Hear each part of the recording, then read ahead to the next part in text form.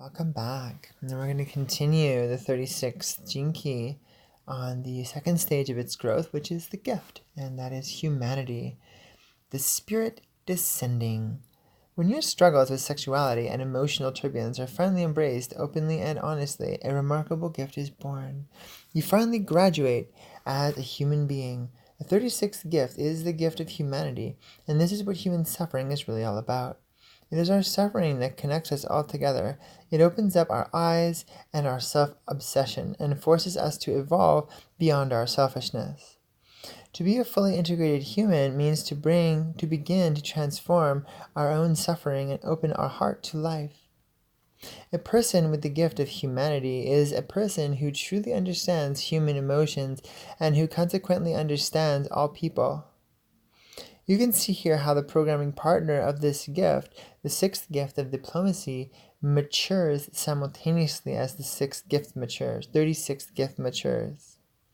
The moment you let go of the notion that you are somehow a victim of the fates, you begin to finally communicate cleanly with others. The gift of humanity is truly a gift that can only be earned. These are people who have looked deeply into their own shadows and who have grappled the challenges of their sexuality and their emotions. These are people who are in the process of accepting their own suffering and thus experience it at a different level of frequency. Only at the highest levels is our suffering instantaneously transformed into rapture.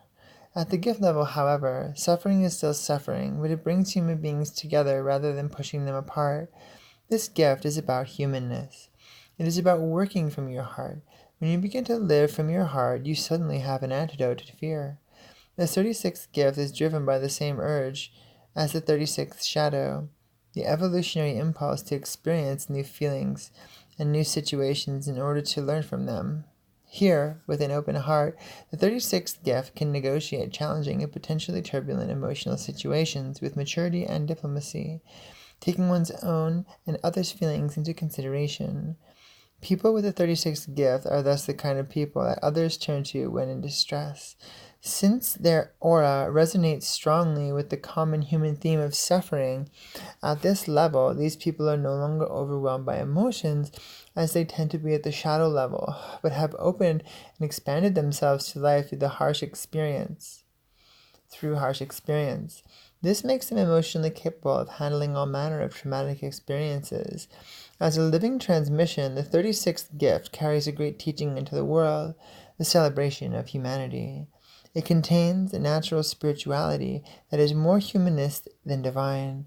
In this sense, it is one of the most grounded of all the gene keys. It is a bridge for the higher bodies of humanity to move down into the lower planes and transform them.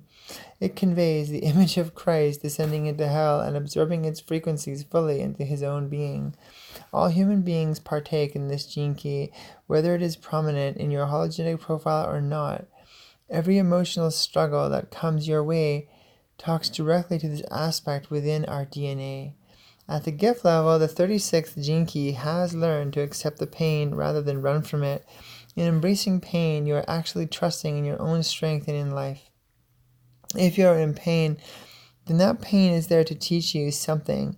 It is an invitation to accept your humanity in more depth and to feel the humility of living within a mortal form.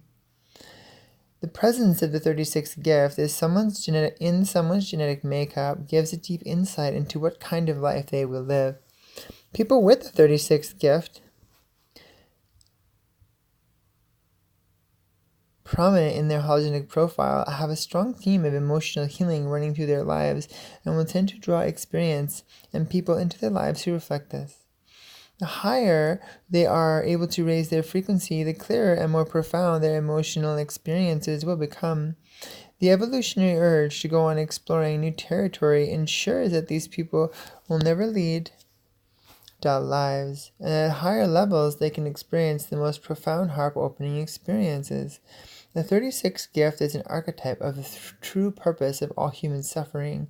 These people are here to teach us that life is full of flavor and that pleasure and pain always come together.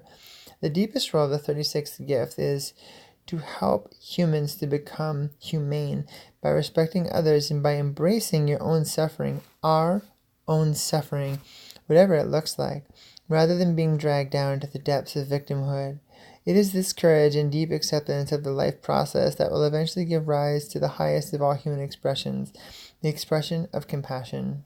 I guess one thing I need to say here, I feel very called to say it, is I find throughout this book there's a lot of Christ references. And I have to say, personally, I'm really, really put off by that. And the reason being is because what we see here is something that, for all intents and purposes, is a universal language and really and deeply speaks to everyone in all cultures in an unbiased way. But the moment you put Christ in here, you're referencing a specific religious constant. And that specific religious constant all of a sudden creates a bias in the transmission itself, which then, measures to the fact of, well, why aren't other religions being referenced? Why is there only a Christian metaphorical constant within the reference point?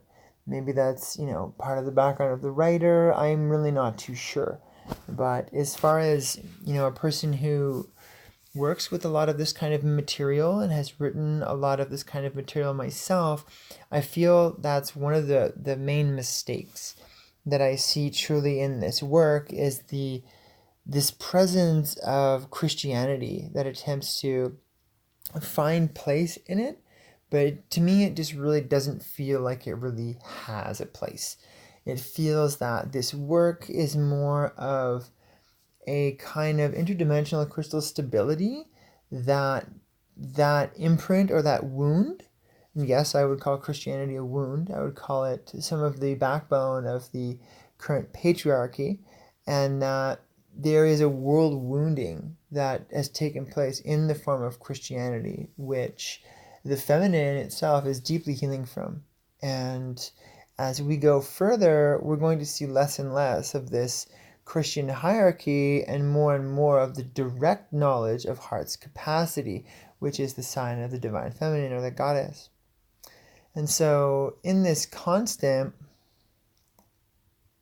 I feel I just had to really speak that, as I find myself kind of like feeling like, really? You're like, what does Christ have to do with any of this? Like Christ doesn't matter here. This is not Bible class. This isn't Bible study, And maybe it's relevant to other people, and that's awesome, But I feel I really have to speak to that and help us like really move away, like give us the foundation to move away from that reference point, because using those reference points immediately subjects us to the other fundamental and phenomenal reference points and fundamentalities within that particularity, which is that kind of religious pretext. And so there can be an unconscious associative behavior and an unconscious embodiment of qualities simply by entertaining certain reference points, because they work in the cultural imprinting matrix of our psyche. And so the rest of it, for the most part, is a very universal representation. And that, personally, is what I seek to represent in the larger body of work, which is what I'm representing. And I think that's another reason why I kind of groan a bit, is because I'm not really going to reference religion in frame of, oh, this is what the Buddha meant by, or, this is what Christ meant by. I just feel that, you can save that for the biblical text and the Buddhist text and all those. And what I want to help people really embrace is the true wisdom. The wisdom that is found and seen not by referencing other people's work or other people's, that may have sound totally hypocritical, because ultimately I'm referencing Richard Rudd's work. But I guess what I mean is none of us actually know what Christ went through. And so to reference something, oh, that's what Christ consciousness is, well, actually, no. Christ consciousness is the consciousness of Christ, and you're not Christ, right? This is why I say crystal consciousness, because we can kind of like de-archetypalize Christ consciousness from a human being represented through a religious pretext to a complete embodiment of a fourth dimensional code of conduct of taking responsibility for our active role in a collective consciousness. And pertaining to Christ consciousness, in all the conversations I've had or in all the representations that I've seen representing Christ consciousness, it's more of an elucidation to a thing that is potentially going to occur rather than a participational invitation into something that you're experiencing and are able to take responsibility for directly now and currently. And so for me, when I'm referencing crystal consciousness, that is what we're referencing, is that you are participating in it now. It has no bias, zero bias whatsoever.